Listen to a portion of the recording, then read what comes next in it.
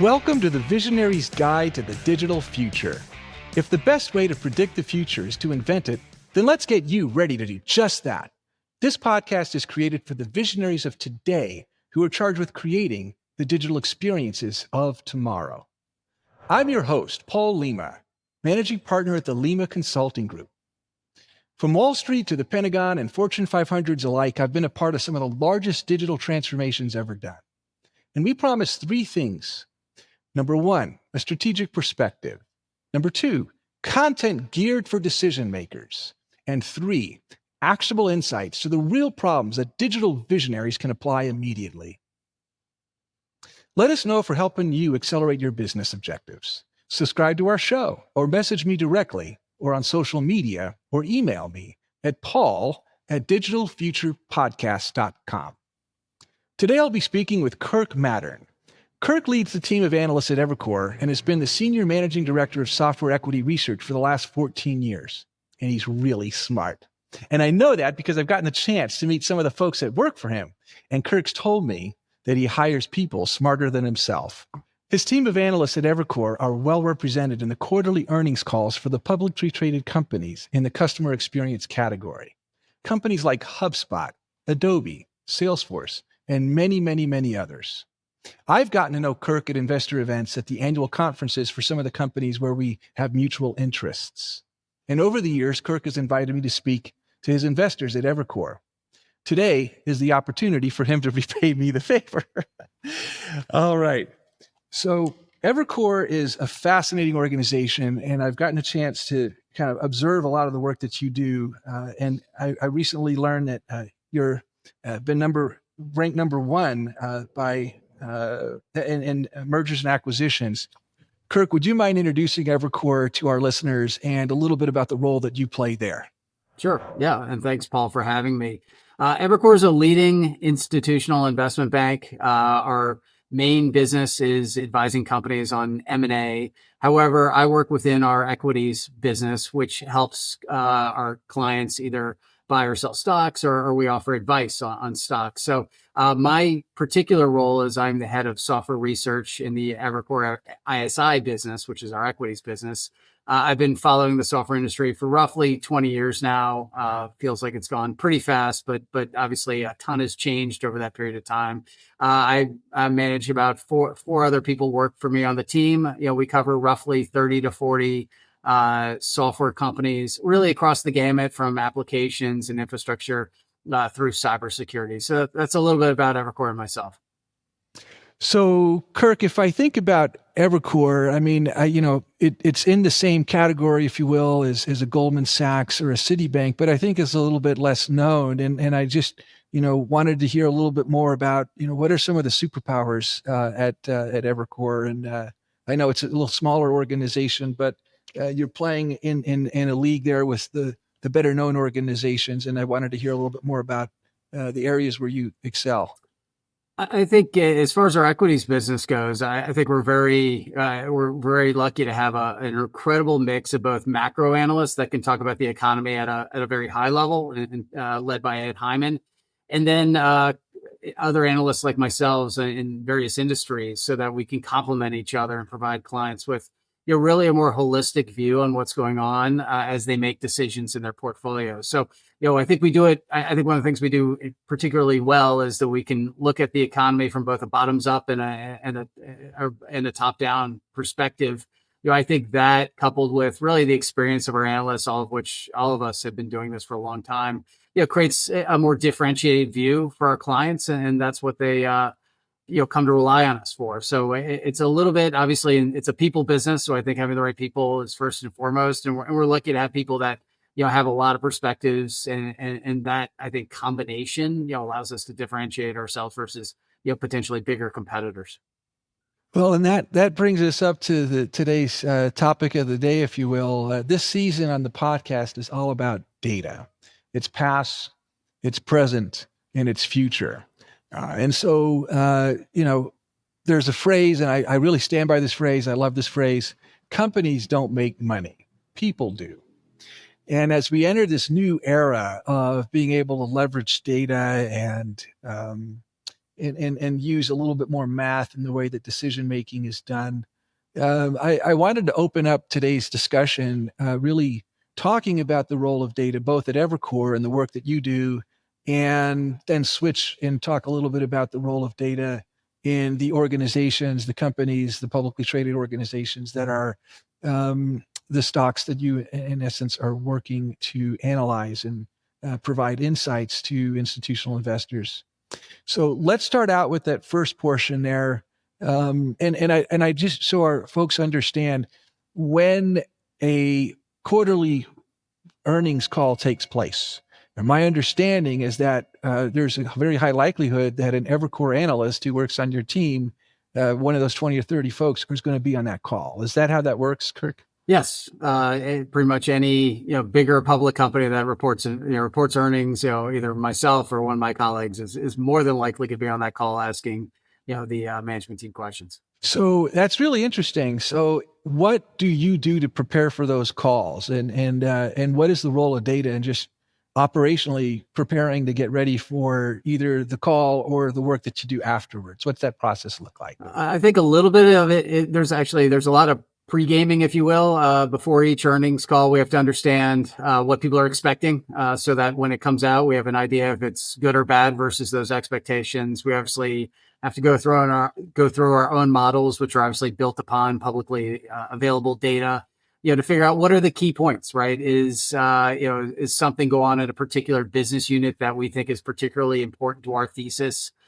We have to understand how basically the buy side is positioned around the quarter, meaning for Microsoft, for example, last quarter, everybody expected Azure to be 30% growth. If it's not going to be 30% growth, then what's the reason for that? And, we try to get out a note fairly quickly afterwards with our initial thoughts so that we can share those with clients. And then after the earnings call is over, we obviously go back through. We have a little bit more time to parse through the data, maybe either change our conclusions or reaffirm our conclusions. And obviously we get to talk to the company afterwards. So going into it, we need to have a really good understanding of expectations, both in terms of what the buy side or our clients are expecting, but also in terms of, how do those factor into our thesis as a stock recommendation? Sounds like a lot of math, a lot of Excel, some algorithms, which is an important part of it, right? I mean, I think, when you get in that third phase of data readiness, it's about getting the equation right.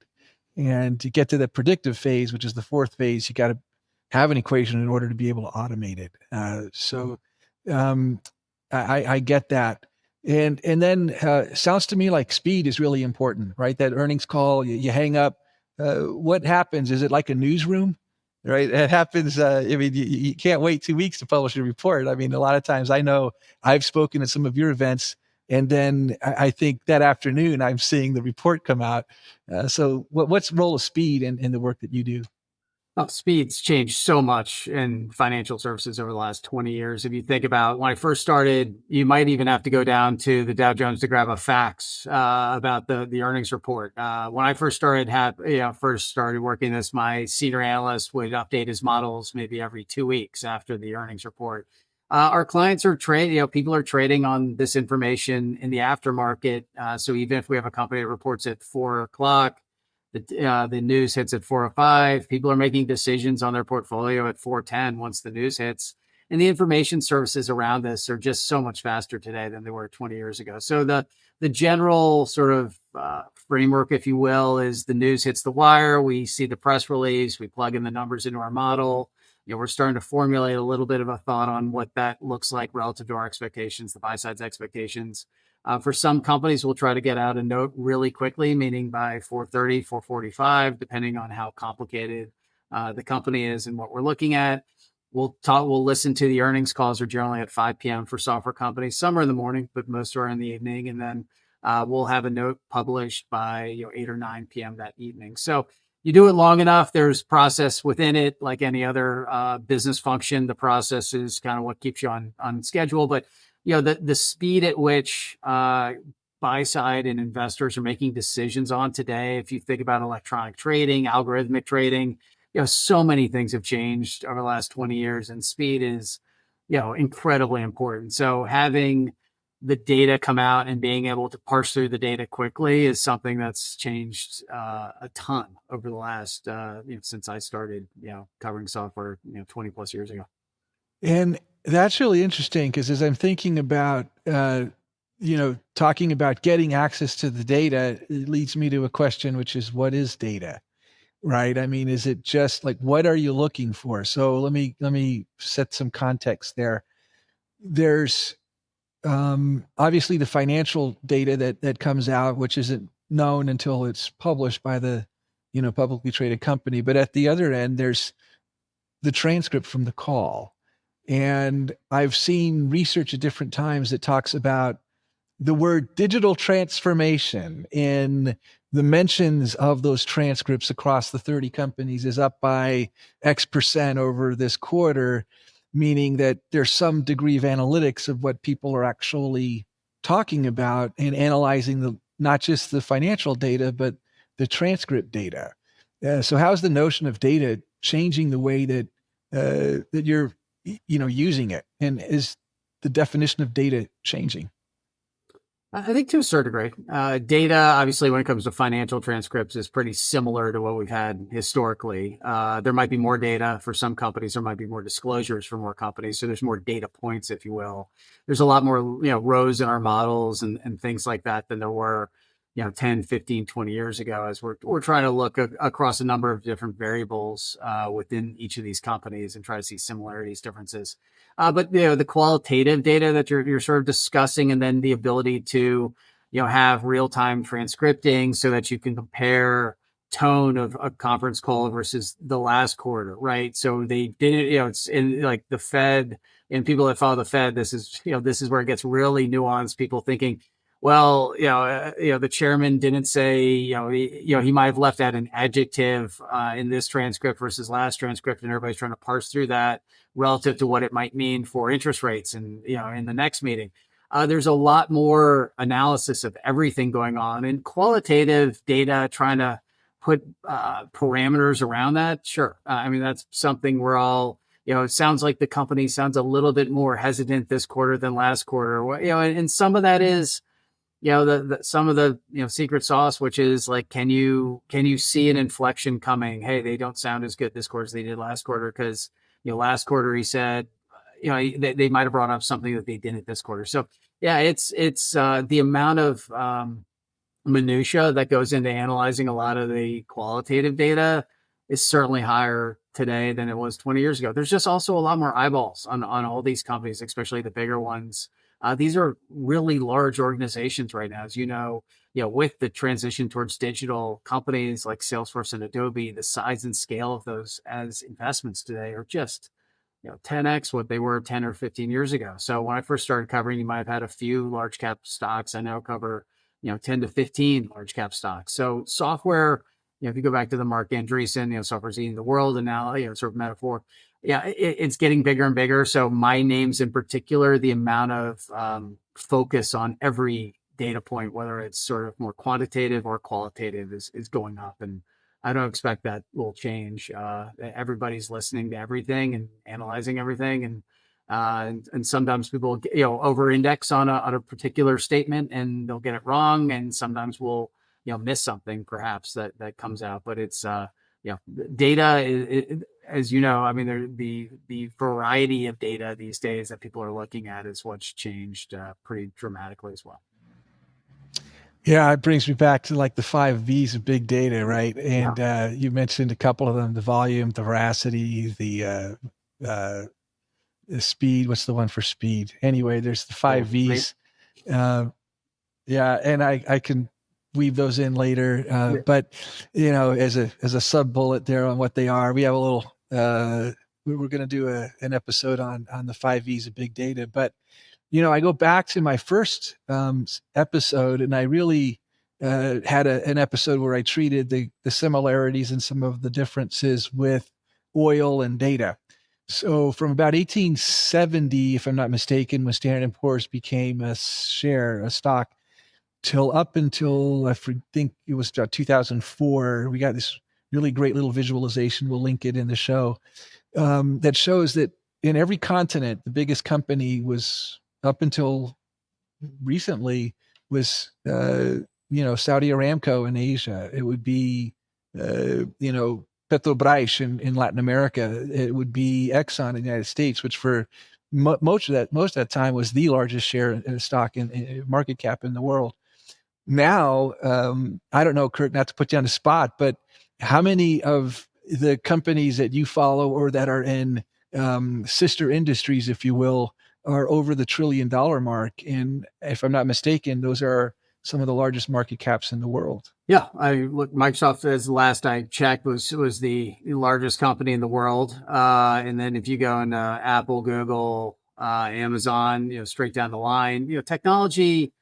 When I talk to investors, one of the really, it can get really nuanced and complicated when you get down to sort of the nitty gritty. And all these companies are a little bit different; they have different products. But when you think about it, the broader shift of the economy towards a more digital economy is ongoing. And so, in my area, in terms of enterprise software, I try to remind people to think about these companies as sort of they are the arms vendors of this digital economy, meaning to go to a digital economy, we don't see all the technologies that are sort of empowering commerce necessarily, or empowering better customer service, or powering more efficient sales. But that's what a lot of these software companies are doing. So as we and as part of that, obviously moving to the cloud and more flexible architectures to power all these sort of digital initiatives, it makes sense that these companies are some of the biggest companies in the world now. So when you used to look at a company like Salesforce or Adobe versus a Ford or a Goldman Sachs or something like that, you'd think, wow,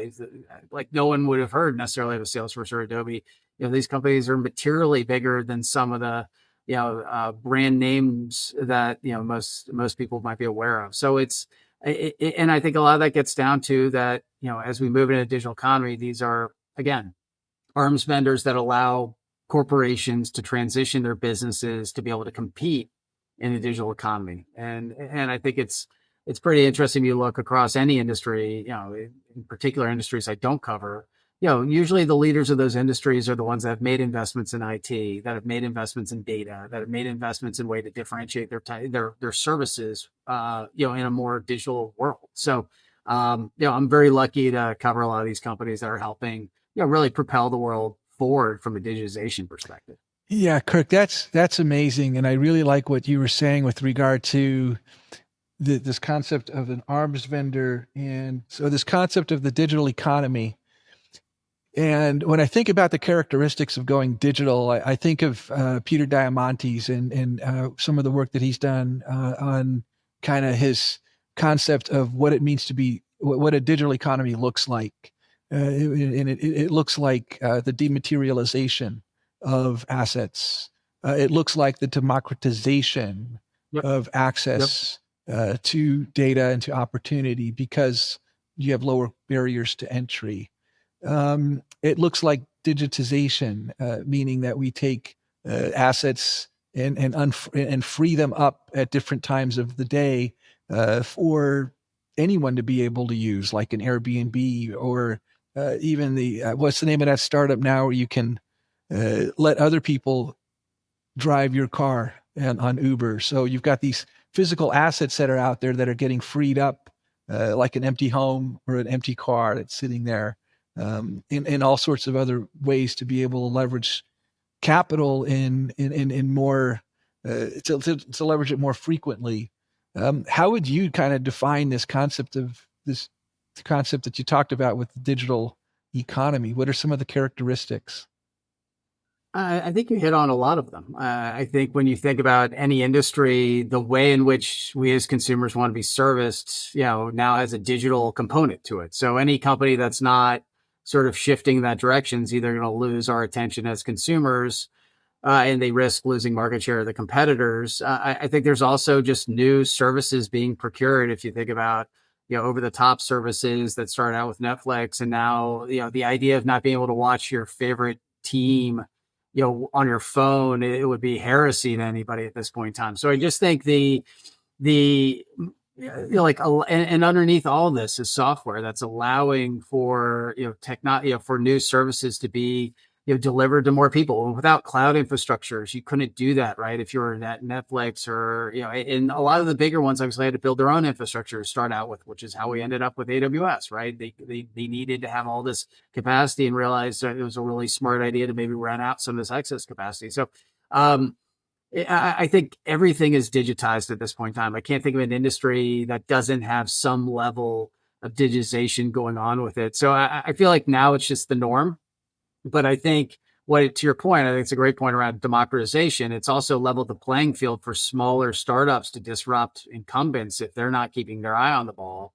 And we've seen that with incumbents in the client. We see it in technology a lot of times when some of the incumbents in the client server era got sort of unseated by those that came in through cloud and delivered a more, I guess, feature rich and also lightweight way to get technology delivered to their customers. So I think it's pretty much the norm at this point in time that we're going to be in a digital world. But that has allowed a lot of new services to come. I think it's allowed companies to figure out ways to empower their employees with better access to data, so that you're making better, faster, smarter decisions at the point of interaction a lot of times. And these are things that will continue. I think I'm sure we'll get to AI at some point in time, but AI is just supercharging to some degree this trend. And so when people like to talk about Gen AI and thinking as they should, I think when you add Gen AI into it, this is just building off of a broader digitization trend that we've been seeing for 20 years at least now. I remember it must have been 1999. I remember I was at my desk at a previous employer. I remember where I was. That's how I know it was 1999. And there was a quote from Larry Ellison. He says, and at that point I just thought, oh man, we've got this internet thing down. We everybody's, investing in it. It was the hype, the rage, the craze. And I remember him making a comment is, we don't know the first thing about how to really make money with this thing called the internet. And Ray Amara has a phrase. He's one of the kind of the father of the Institute of the Future and one of the leading futurists out there. And there's something called Amara's Law. And Amara's Law says that we, as humans, we have a tendency to overestimate what technology can do in the short term and to underestimate what it can do in the long term. So from 99 to now, we've had the iPhone and we have basically the three major innovations, and you nailed them. And I had an insight about this. You have basically the quote you said from Mark Andreessen about software eating the world, and I think software is one area we've seen a lot of innovation. Hardware, and that I think a lot of folks really misinterpret and underestimate what's really been happening in the hardware industries, and then data. And these three convergences needed to happen the way that a GPS and a digital wallet and a cell phone would happen, right? I remember writing a paper in my grad school program about the convergence of those three things. And when was the last time you actually pulled out your wallet, right? When was the last time you actually needed a GPS in your car? That was a device, right? I mean, it's all gone away. It's embedded and it's ubiquitous everywhere. I can pay for things on my watch, right? And get my watch to tell me directions, or my phone or my iPad or my car. It's everywhere. So when I look at the real innovations with Gen AI, one of the things that I wanted to ask you about and really drill down on is this convergence of innovations in software, innovations in data and data collection. And then the thing I think that a lot of folks underestimate is really the amazing innovations that are happening in hardware. And before I turn it over to you, I just had a comment that I wanted, in terms of Gen AI, to put on the table. When folks are really using a chat GPT, every time there's a query that you send up with the prompt, the amount of energy that's consumed in order to respond to that query is equivalent to powering an iPhone from 0% to 100%. And I think this is where a lot of the innovations and what's happening with companies that are in that side of the world, folks really aren't paying as much attention. At least digital visionaries, the folks that are responsible for CX, I'm going to say, aren't really spending as much time understanding why this is happening now. Because the math has been around since the 50s to do a lot of the things that we're seeing with large language models, right?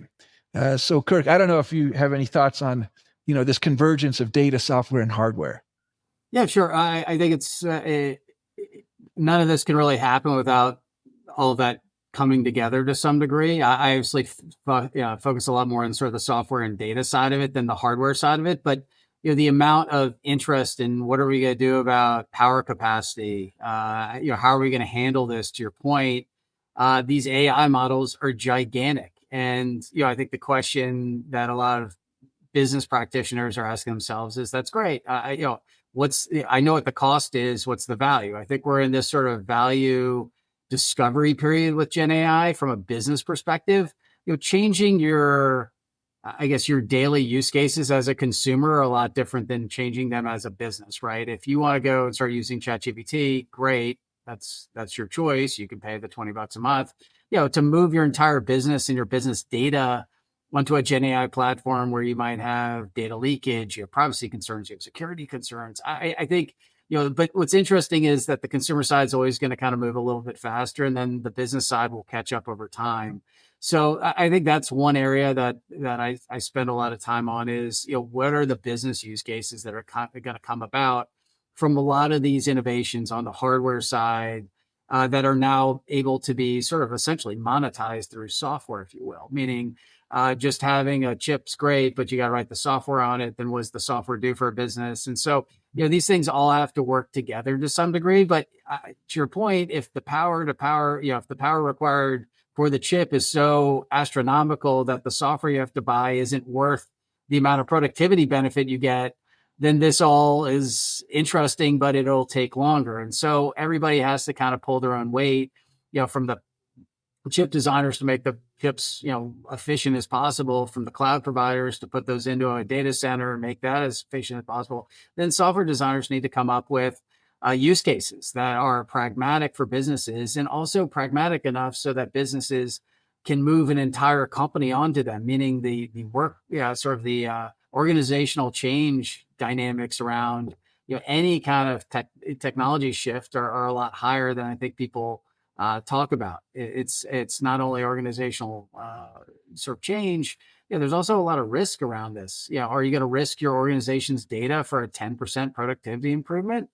Probably not. You're going to wait till that productivity improvement's more like 50, 60%. And the question is, are your software providers giving you something, or can you build it rather, or maybe you can build it, an application that generates that kind of return. So it's, some of the things that get into on the hardware side. We have semiconductor analysts and our utility analysts are the expert in that area.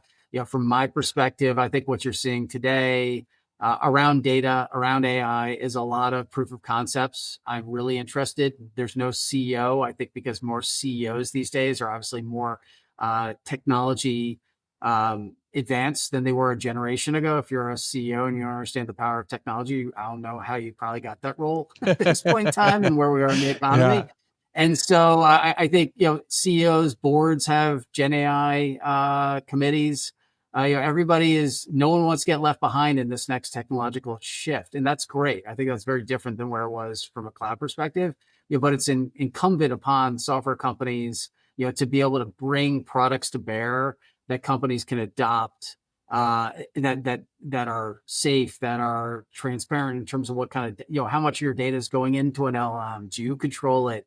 How do you have a more frontier LLM interact perhaps with a small language model that you're running? So we're early days. I mean, but it's super exciting, and I think the amount of if you can come up with applications either horizontal in terms of customer service, things like that, or more industry oriented that are really needle moving, you'll start to see the pace of adoption accelerate. I think 25, 26 is when we start to see easier, more consumable applications on top of this from an enterprise perspective. Obviously, from a consumer perspective, things can potentially keep moving at a faster pace. Oh, that's really rich answer, Kirk. And I got some takeaways here about, that where does this sit? It sits at the C level, whether it's a CEO or another CXO level, because only then can you really drive the innovation, right? Because there's not a clear owner for this stuff. We're talking about, teams of people that have probably never met or worked together in large enterprises. Everybody from software, hardware, data, regulatory, the operations components. And so there requires some new ways of new thinking, and that across all these interdepartmental and multidisciplinary teams, it's just got to be led at a C level. So that's one takeaway I heard from you. Another is just this concept of focusing on business use cases, probably doing some scenario planning and risk management along with those use cases to understand the uplift or and the rough order magnitude of the costs. And then a last one I heard was this concept about, risk. You mentioned that a couple of times in the call. And as an investor, obviously, that's something that you're basically made a career of, is helping organizations minimize their risk while maximizing their return. It's probably one of the purposes, if you will, of, the work that you may do is being able to shed that light. So identifying risks and then mitigating them within the confines of an ever-changing dynamic and global landscape of regulatory environments. Did I capture what you said correctly, Kurt? Yeah, I think on the risk side, I would just say more from corporations thinking about the risks of bringing new technologies in. There's always, especially around Gen AI, where, once your data leaves your sort of doors, do you own it anymore? Meaning, we've talked about data as an asset. The question is like, how do you protect that asset in the world of Gen AI, right? How do you create greater governance around it? How do you make sure that you can empower your people to use a lot of these new technologies, but not put your, some of your assets at risk of being devalued potentially? So I think when it comes to risk, there's always a certain level of risk management in any big organization around IT. I think Gen AI and the importance of data as part of Gen AI just creates a higher level of risk to some degree, that if, all of a sudden you're running a Gen AI model internally, that creates differentiation for you. If that data gets outside your walls, your differentiation might disappear. So I think there's a lot of thought that has to go into this. And I think you make the point very well, which is that means the constituents internally that have to discuss this are coming at it from a lot of different perspectives, which means that things kind of slow down a lot of times to start before they pick up. And I think that's where we are right now within enterprise adoption of Gen AI, which is, we all know we're going there, but we got to figure out how together from a lot of different perspectives within the business, do we get there safely? Is it worth it from a cost perspective? Is there a proof of concept we should run over in this pocket first? And that's all. I think that's exciting. I think what's different though is back, in other generations of tech, the CEO might be like, all right, you want to go to the cloud versus being the data center? I don't care, right? It's, that's almost a CapEx, OpEx decision. That's your job, not my job. I think the fact of the matter is like, the boards, the CEOs, everybody's going to be involved. That means you got to lay out I think the planning and risk assessment required in this generation of technology is going to be at a higher level. It's going to create a lot of, consulting work at the front end of this. And then I think you'll see deployments really pick up as we get into 25, 26. But I think people need to understand, enterprise adoption technology tends to be more evolutionary than revolutionary, right? If you want to switch our behaviors as consumers, we can do that tomorrow. If you're running a huge organization, there's a lot of things you have to take into account before you start bringing in new technologies. I had a meeting with my staff this morning on our go-to-market motions here at Lima Consulting Group, and we had this exact same conversation about evolutionary, revolutionary, or basically two competing interests. And you said them. The first is basically this concept of operational excellence. So should I adopt these technologies to do initiatives that are going to help us be faster, cheaper, smarter, better? The other school of thought would be the revolutionary. How do I innovate my business model? How do I make money monetizing data in a way we've never done before? How do I change my operating model so that we're more data driven? And those two discussions around business model innovation and operating model innovation, those are strategic conversations that really require managers and director level conversations to really strengthen the muscles of strategic thinking at all levels of the organization. It's not just the C level that's going to come down from the mountain and say, here's the use case. I read an article from just last week that said that your business use cases for Gen AI and the adoption of these tools should really be happening at the front line. And so this concept of really adopting and evaluating business use cases for business model innovation or operating model innovation really need to be happening at the front lines, because otherwise it can turn into theory really quickly.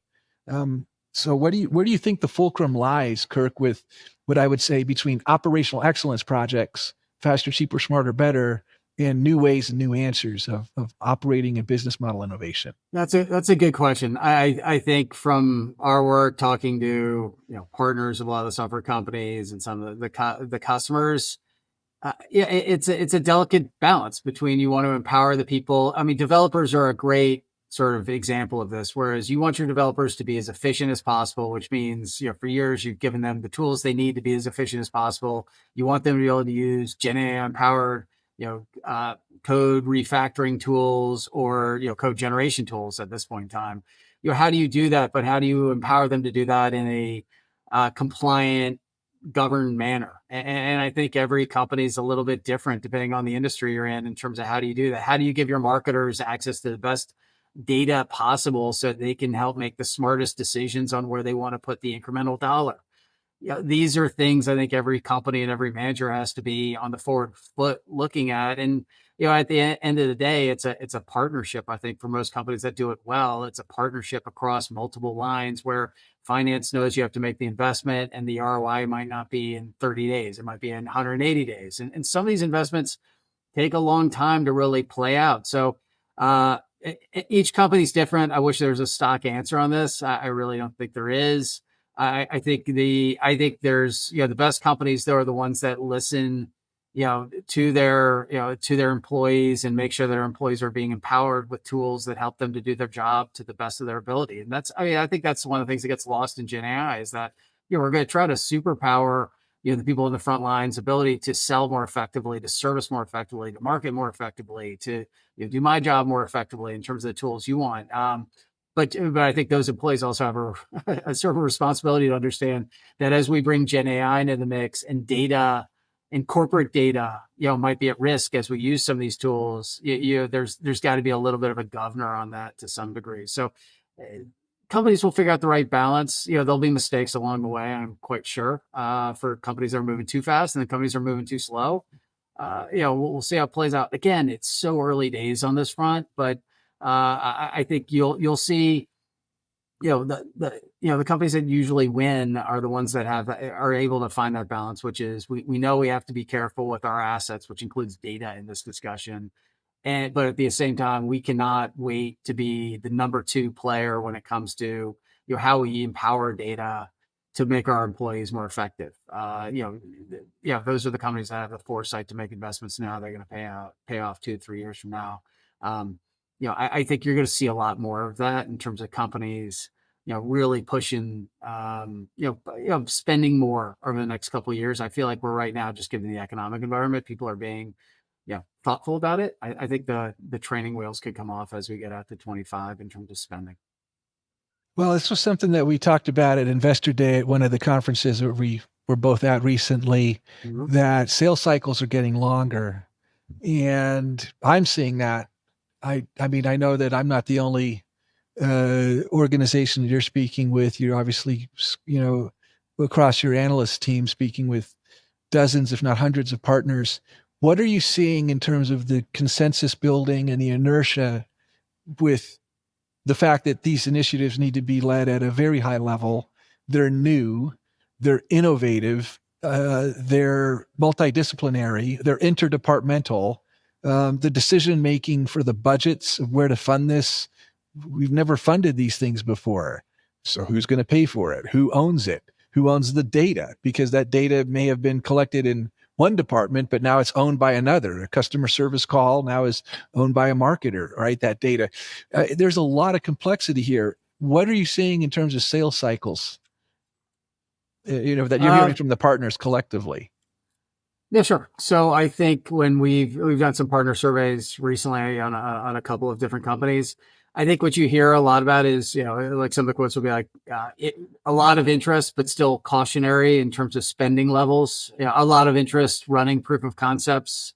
It's early days. I think no one wants to stick their head out too much until there's a better sense of the ROI around some of these initiatives. And then it's, I think it's incumbent upon some of the, at least from my perspective, companies I cover, the software providers to provide, discernible ROI around some of these, right? The use cases, right? Who's, the lead, a leading retailer goes with, so let's make it Salesforce to use their new service cloud and they save 30%. Well, if you're in that industry and your biggest competitor just did that, well, that's going to rev up the amount of urgency around this. So I think you're going to see better, test cases of Gen AI across, a lot of different industries. I think this is why the companies need to be smart about, the use case of Gen AI and financial service could be different than healthcare. This could be different than retail. So, how do they start, sort of approaching this not from just a horizontal perspective, but from a vertical perspective or an industry perspective, when you think about go to market, things like that. So how can you speed up the sales process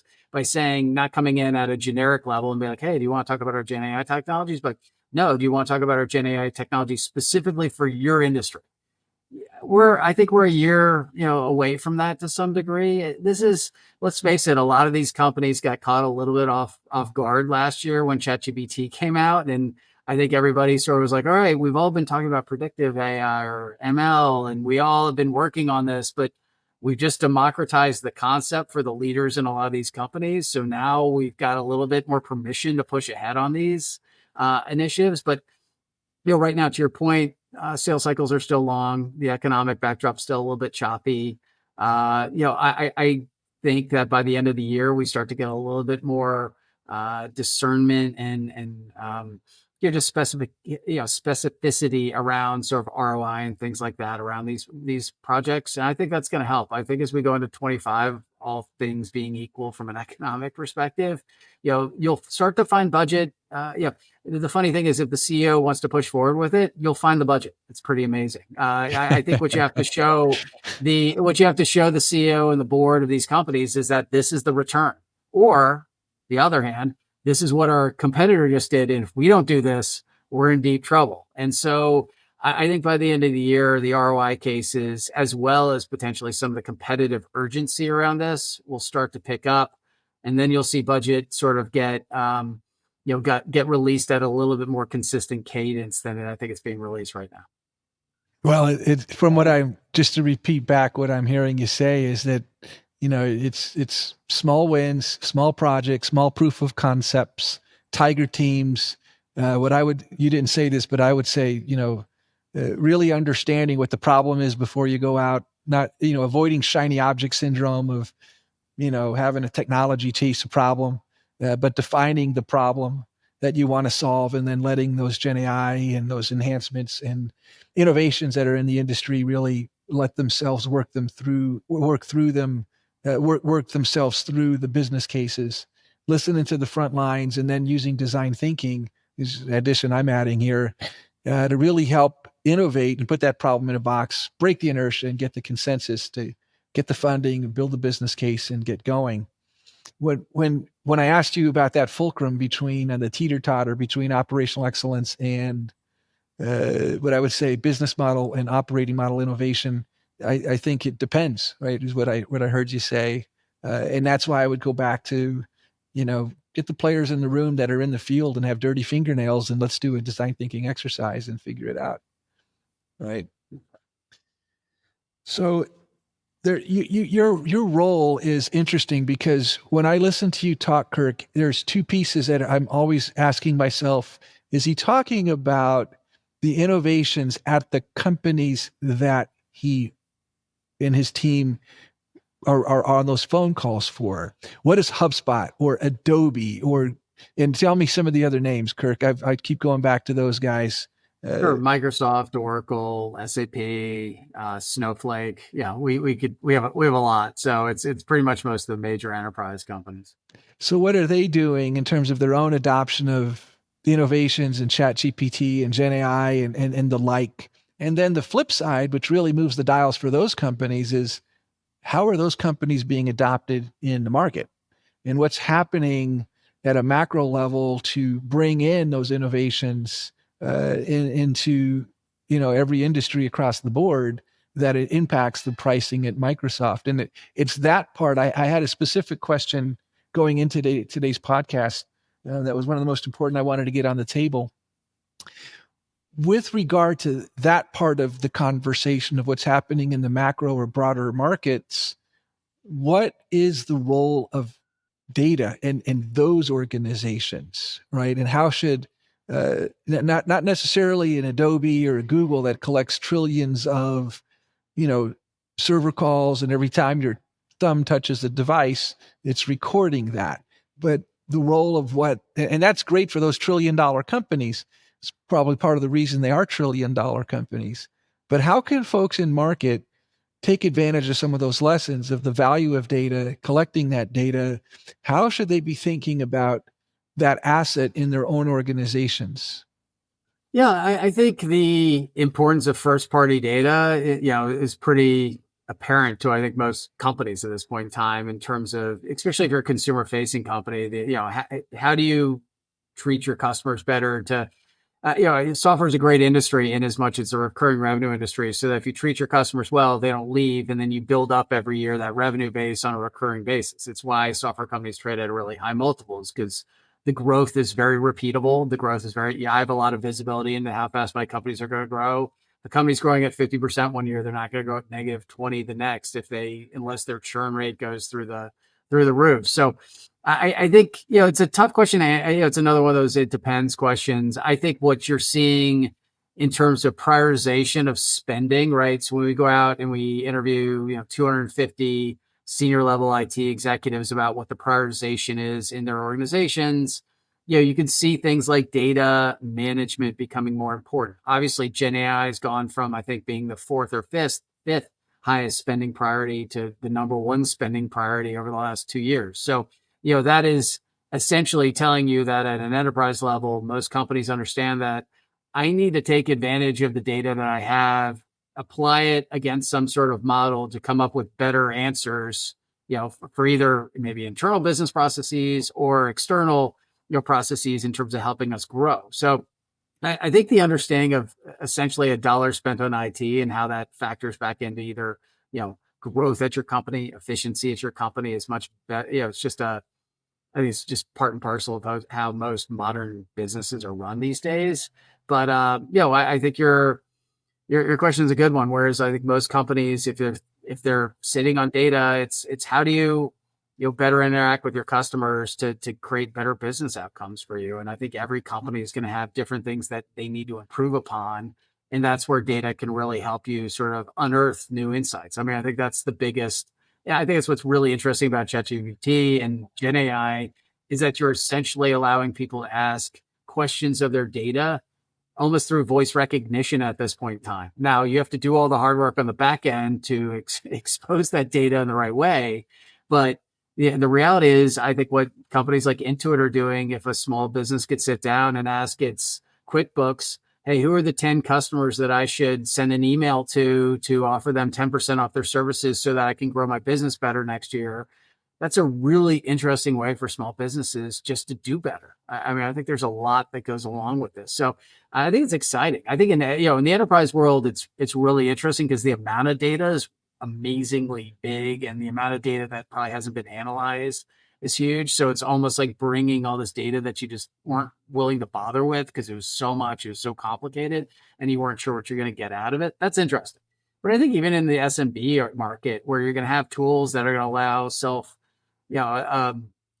people that are running a 1 or 2 person shop to be able to go and ask everybody has to have an accounting system to some degree, or maybe an email marketing system. Like you can ask those systems questions, and then you can have those systems essentially drive an action versus you having to do it. I think that is really empowering for a lot of small businesses. I think it's going to, even further level the playing field to some degree, where best ideas, best customer service, best practices can really make a difference in who wins and loses in certain, micro industries or even in big ones. It's early days, but that's where we're going, which is, your landscaper can sit down and say, hey, who are the who are the 25 customers I should be offering 10% off my services for, because they're the best. That is the best chance of helping me grow my business. I think that's really interesting. And, I think over the next 12 to 18 months, you're going to start to see that come about. So an observation and then a comment. I guess, I think back about, going back to that analogy between oil and data, right? I mean, it's kind of old. Everybody uses that analogy, but, I think there's an insight here is that oil powered machines. And what does data power, right? And you said it, data powers decisions. But I think there's this misperception in basically everybody that's not a $1 trillion company, if you will. I don't know that a lot of organizations really look at data as one of the bedrocks of competitive differentiation, right? And if that is true, then this race to capture that data can provide a moat, a defensive posture, and it allows you to gain those insights to what you're talking about, to be able to do things faster, cheaper, smarter, better operationally, or to innovate on your business model. So, I recently understand that one of the companies that manufactures earth moving equipment is exploring ways to get into the subscription business. And that would be a new model. So rather than renting or buying a harvester or a really, really, really big pickup truck, dumpster, you get charged based on how much earth you moved. You get charged based on how many hours you operated the harvester. And so this concept of innovating on the business model and doing what the software companies see, I think a lot of organizations just look at Microsoft, say, "Oh, we can never do that," right? And there are a lot of ways to say, "Hey, can we look at how to monetize our data? Can we get into the subscription-based model?" You even talked about all the benefits of having a subscription-based model and what that can do to the valuations of a firm. Are you seeing organizations adopting, first off, treating data as a strategic asset, and secondly, innovating on their business models? Yes, on both for sure. I think in terms of treating data as an asset, I think modern cloud systems that allow your data to be sort of more easily either collected and or analyzed, is allowing everybody to do more analytics. And so no matter how many customers you might have, understanding what your customers want and might want to do, is valuable in terms of, either keeping them longer or having them buy more from you, right? We're much in a service-based economy for the most part. So to your point on that equipment company, everybody wants to build recurring revenue models to some degree. The only way to do that effectively is to either understand your cost of customer acquisition, your cost, you have all the data on that already. The question is, how do you put business processes in place so that as the data changes, you can change your business processes? So I think everybody, has a better understanding today. I shouldn't say everybody, but the large majority of at least companies I speak to, or anecdotally people you speak to, understand this. I just think these are best practices in business these days. So you don't have to have Microsoft's data set to be effective in making your business more profitable or able to grow faster or keep your customer churn down. All those tools are out there right now. I think analytics, you've seen companies emerge over time, whether it's Tableau 10, 15 years ago, when I was like, hey, I can now visualize my data so more of the people in my organization can understand what's going on. You're going to continue to see a lot of innovation on that front, whereas more people in the business have more eyeballs on more of the data. So the idea would be that, the more people are seeing the data, hopefully the more good decisions you can make around it. And I think to your second point, or your second question rather, in terms of people, pretty much every company wants to become a software company at this point in time, not only because the valuation associated with it, but think about the gross margins associated with a software-based business model versus manufacturing something. Now, obviously, if you're a manufacturing company and that's what you do, then it is what it is on the gross margin side. But if you can build up software-like services around the piece of equipment that you're selling, and you can monetize that service on an annualized basis at really high gross margins, there's a lot of goodness in that. So Yes, I can't think of any company that there's not many that a lot of my colleagues cover that I don't think, hey, they're going to have some sort of software, whether it's a subscription model, whether it's adding data in as part of the service. Every company, whether wants predictive maintenance, things like that. Every company has to every company's becoming a software company, right? If you're not sort of if you're not a software business model, you're probably building your own tech internally to try to differentiate some of those services. So I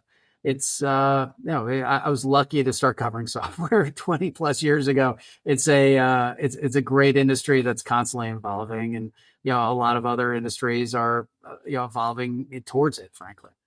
Oh, I love that. And well,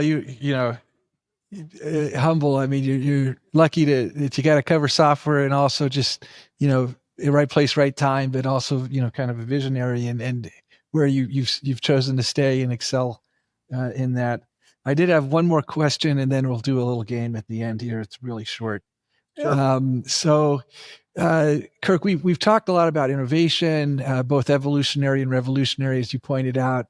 We talked about a little bit about data and its past and its present. You even gave us some insights into the future, which I tried to stay away from, given your guidance to me earlier on about not having any problems with, forecasting or what have you with the Evercore marketing team, if you will. But I wanted to just kind of come back now and ask, throughout this conversation, have there been any what I would say favorite ideas that we kind of came up with or talked about that you wanted to maybe come back and just come back and do a double click on before we wrap up? Yeah, I think there's a couple trends going on right now in software at a high level that are worth considering. Which is, I think it gets back to the genesis of some of your questions, which is to really participate going forward in a Gen AI world, scale is going to matter. And it's not only scale of data, but it's scale of how many customers do you have that can adopt these Gen AI offerings.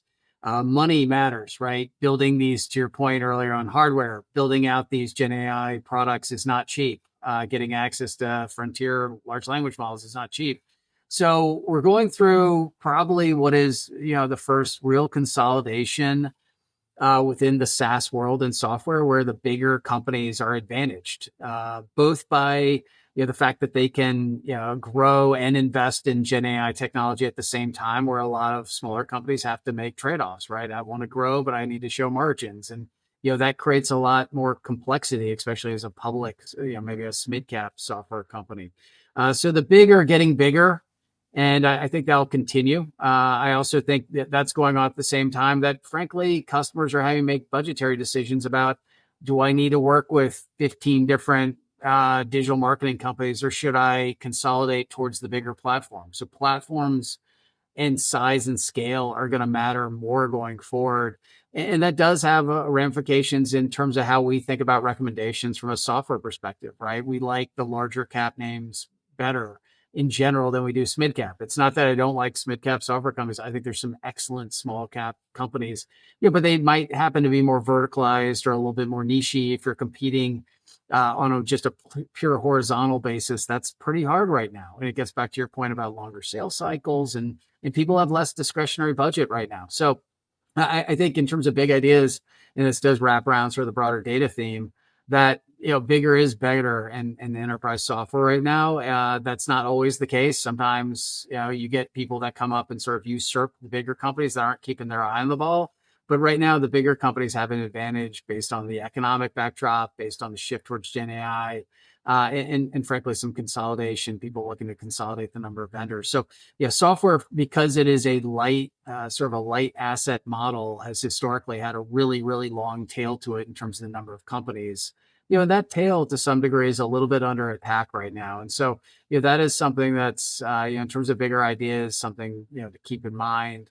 I think in terms of, Gen AI and data, like I said earlier, so I don't need to really repeat it too much, but this will take some time. We're in the early days. I think 25, 26 is when you start to see these proof of concepts, the vertical solutions around Gen AI start to come to market in a little bit more material way. So I think in terms of our, where the stocks are trading these days in terms of software, you're going to need some patience right now. I mean, rates are sort of staying higher for longer. So, the risk appetite to buy into high growth software companies isn't quite as there as it was, definitely a couple of years ago. So these stocks are going to be a little bit, perhaps more volatile than their business models you think they should be. Meaning, I always laugh that software business models are low beta and software stocks are high beta. Valuation has a lot to do with that, but it also gets back to the idea that the reason you own software companies is that they are great compounding vehicles, and at any one point in time in a market environment, people can lose sight of that. Right now, the party right now is all in semiconductors, and people think that there's no party in software. The party will come into software at some point in time, but in the near term, that's why we've seen software be sort of violently sideways, if you will, year to date with these stocks. It's not that Adobe or Salesforce or any of these companies have stubbed their toe. It's just that the investor excitement around them is a little bit thinner right now than it usually is, but that usually comes back around. So take your time when you're looking at software companies, and bigger is better is kind of the to maybe summarize the big ideas. Wow, that was really rich, Kirk. I can't thank you enough for playing along and joining us today on the podcast. What I'd like to do as we wrap up here is a little game. I'm going to say 5 words. You can take your time. It's just say the first word that comes to mind, and this part will cut out. But if you need to, wait 5, 10, 20, 30, 40, 50, 60 seconds to say the word that you want, right? It's okay. All right. So I'm going to say a word, and you just say the first word that comes back. All right. So to describe it, or first word that comes to mind. So the first word is Evercore. Excellence. All right. Chat GPT.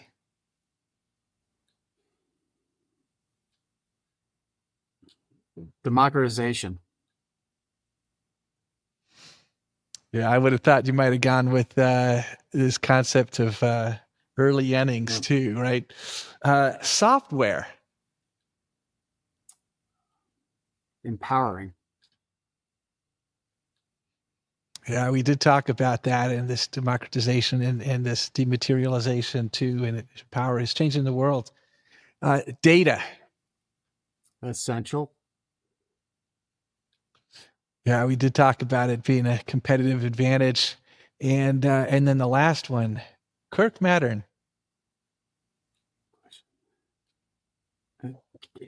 I'll say curious. If I wasn't curious, I think I would have maybe switched careers a long time ago. So I think curiosity is a pretty good adjective, hopefully, for what we do. I love that, and I think also one of the things that I've gotten to know you over the years is intellectually honest about what we're doing, and that providing that analysis in a way that others can trust. Kirk, you've been a great guest today. I'm going to let you go at this point. Thank you so much for being willing to be a part of our podcast. Good. That was fun. I had a good time, Paul. Yep. It was glad fun. We were able to sync up. Fantastic. Appreciate the patience on that on my front too. So glad we did it. Glad we did it. I'm so honored to have you on. So thank you. And if there's anything I can do along the way, just let me know, Kirk. I always appreciate your time. Have a safe trip. Thanks, Paul. Take care. This is Paul Lima, and my guest today has been Kirk Materne from Evercore. Thank you so much, Kirk. Really enjoyed the conversation. A lot of great insights, and we hope you've enjoyed today's episode of The Visionary's Guide to the Digital Future as much as we did making it. Please share your feedback with us on social media and follow us on YouTube, X, LinkedIn, and Facebook, or wherever you get your podcasts. I'm Paul Lima, and I'll see you in the digital future.